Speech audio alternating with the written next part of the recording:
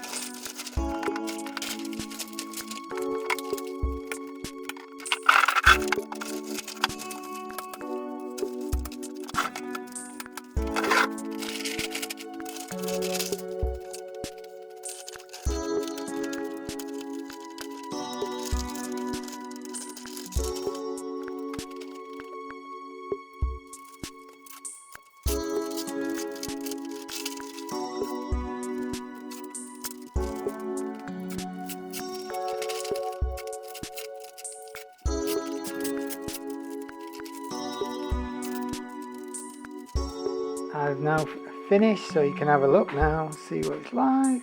I'm quite happy, I'm very happy actually. It's relatively easy to do. Top quality membrane as well.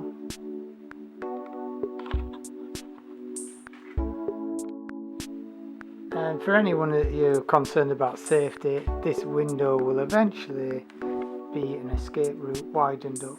I can do that at the last minute. Most of it is accessible from outside.